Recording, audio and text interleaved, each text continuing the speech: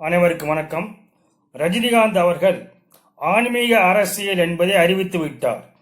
புது கட்சியை துவங்குவதாக அறிவித்துள்ளார். டிசம்பர் 31ஆம் தேதி அதற்கான அறிவிப்பு வெளிவரும் என்று தெளிவாக சொல்லியிருக்கிறார். ரஜினிகாந்த் அரசியலுக்கு வருவதால் யாருக்கெல்லாம் ஒரு பாதிப்பு ஏற்படும் என்பதுதான் ஒரு முக்கியமான கேள்வி.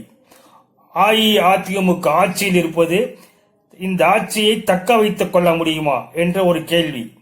அடுத்து, முதல்வராக கனவு கொண்டிருக்க ஸ்டாலினுடைய கனவு காணல் நீராகுமா அல்லது நினைவாகுமா என்பதாக இன்னொரு கேள்வி இருக்கிறது. மூன்றாவது கேள்வியாக, ரஜினிகாந்த் ஆட்சியை பிடிப்பாரா என்ற 3 கேள்விகள் ரஜினிகாந்தால் அரசியல் வருகையால் இன்று எழுப்பப்பட்டு வருகிறது.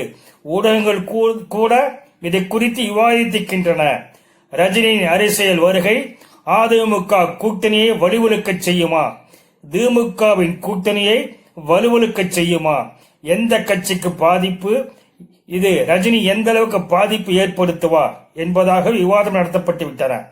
அதாவது தமிழ் ஊடகம் மட்டுமில்லாமல் ஆங்கில ஊடகங்களில் பல மொழிகளில் இந்த விவாதமானது நடத்தப்பட்டுள்ளது. ஒரு நடிகர் என்ற வகையில் யார் பார்த்தாலும் சரி, ஆனால் ரஜினியை ஒரு ஃபோர்ஸ், ரஜினி ஒரு சக்தி என்பதாகத்தான் பார்த்து இந்த விவாதங்கள் நடத்தப்பட்டுள்ளன. முக்கியமான கேள்வி என்னவென்றால், அதிமுக ஆட்சியை தக்க வைத்துக் கொள்ளுமா, ஸ்டாலின் கனவு காணும் முதல்வர் கனவு காணல் நீராகுமா, ரஜினியை ஆட்சியை பிடிப்பாரா என்பதுதான் என்ற கேள்வி. சரி, ரஜினி என்னதான் அறிவித்தார்?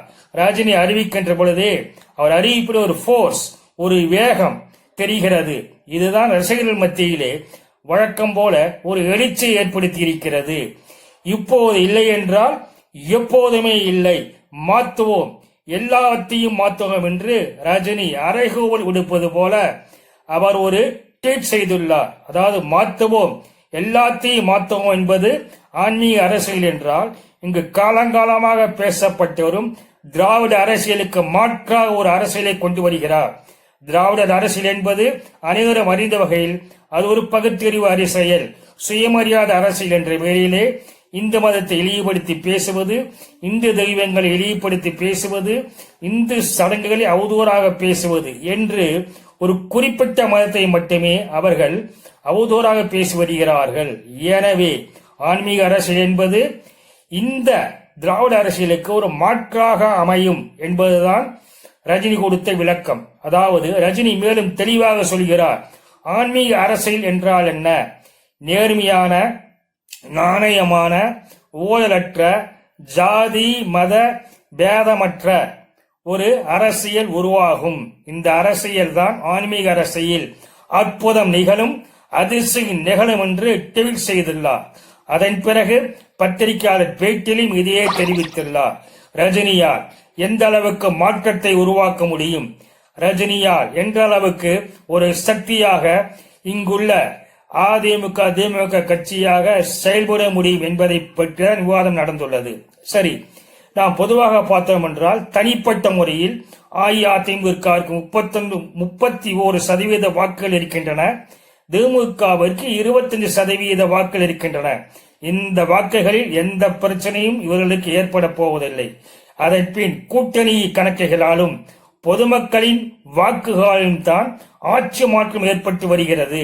இந்த நிலையில் ரஜினியின் வாக்கு வங்கி எங்கே இருக்கிறது என்ற கேள்வியானது அனைவர் மனதிலும் எழுதுகிறது. குறிப்பாக ரஜினிக்கு வாக்கு வர வேண்டும் என்றால் முதலில் ரசிகர்கள் மத்தியில் இருந்தே வாக்குகளை பெற வேண்டும்.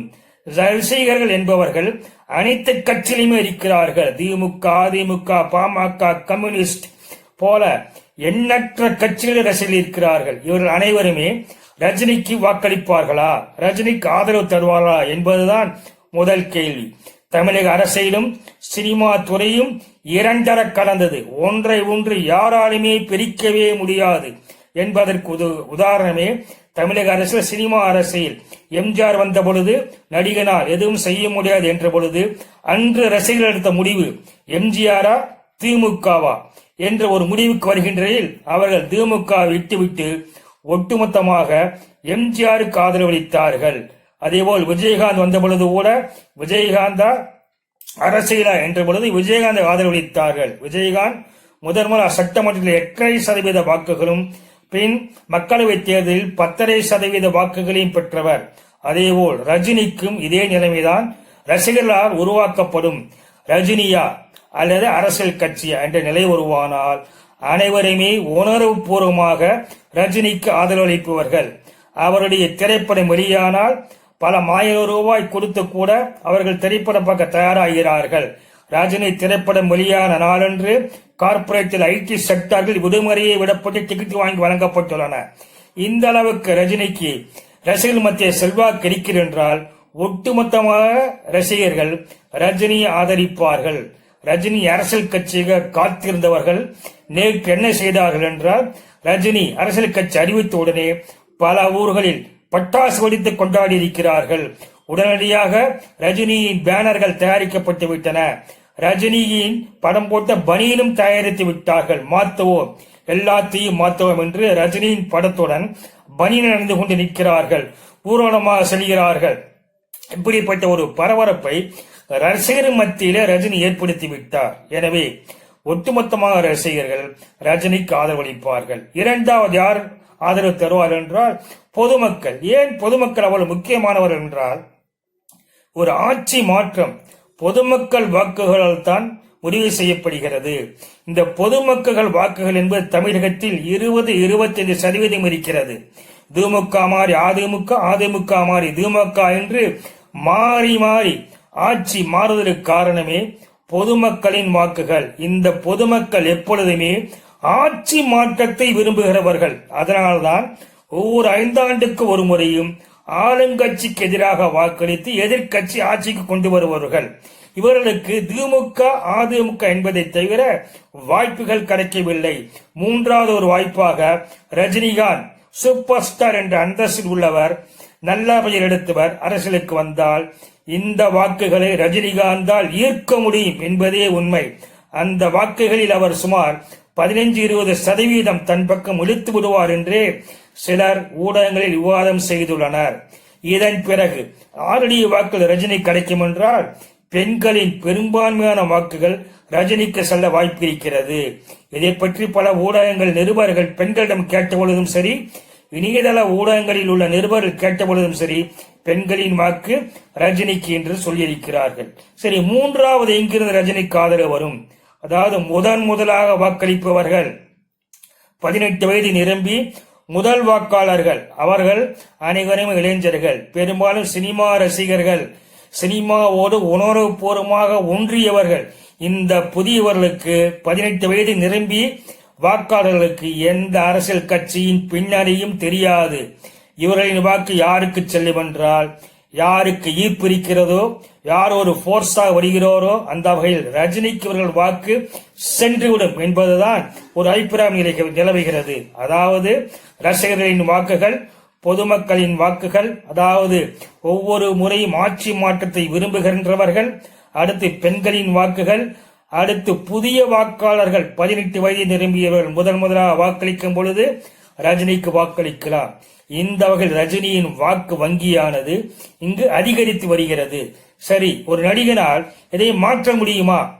ஒட்டுமொத்தமாக தமிழக அரசை களத்தை மாற்ற முடியுமா என்பதாக இங்கு சில விவாதம் செய்கிறார்கள். ஒன்றை நினைவு கொள்ள வேண்டும். 2005ஆம் ஆண்டு கேப்டன் விஜயகாந்த் அரசியலுக்கு வந்தார். 2006ஆம் ஆண்டு 2 கட்சிகளையும் விஜயகாந்தால் பாதிக்க முடிந்தது. திமுக பாதித்தது, அதிமுக பாதித்தது. அவர் வாங்கிய வாக்கு 8.5%. அதிமுக ஆட்சியை இழந்தது. கருணாநிதி அவர்கள் முதலாக மைனாரிட்டி அரசாக வெறும் 93 எம்எல்ஏக்களை வைத்து மட்டுமே ஆட்சியில் அமர்ந்தார். அதாவது இந்த அளவுக்கு இரு கட்சிகளுக்கும் பாதிப்பு ஏற்படுத்த விஜயகாந்தால் முடிந்தது என்றால், இன்று வரை அவர் ஒரு சூப்பர் ஸ்டார் ரஜினிகாந்தால் எந்த அளவுக்கு பாதிப்பு ஏற்படுத்த முடியும் என்ற ஒரு கேள்வி. அடுத்து விஜயகாந்தும் அதிமுக கூட்டணி அமைத்துக் கொண்டு போட்டியிட்டதால் தான் அதிமுக அபரிதமாக இடங்களை பெற்று ஆட்சியில் அமைந்தது. இதை சரியாக கணக்கிட்ட கருணாநிதி அவர்கள் அடுத்த சட்டமன்ற தேர்தலில் விஜயகாந்துடன் கூட்டணி பேரம் பேசினார்கள். கூட்டணி பேரம் முடிவுக்கு வந்து திமுகவுடன் சேரும் என்ற நிலை உருவானது. அப்பொழுது கருணாநிதி அவர்கள் சொல்லிய 3 சொற்கள், வரலாற்றில் முக்கியமானது. அதாவது விஜயகாந்த் கூட்டணி சேர்ந்து விடுவார் என்ற நிலையிலேயே அவர் சொன்ன வார்த்தை பழம் நழுவி பாலில் விழும் என்று சொன்னார். அதாவது இந்த கூட்டணி அமைந்து விட்டால் விஜயகாந்த் வந்து விடுவார், பழம் நழுவி பாலில் விழுந்தது போல திமுக ஆட்சி அமைத்து விடும் என்பதுதான் கருணாநிதியின் கணக்கு. அதற்கு நடுகனின் வாக்கு தேவைப்பட்டது.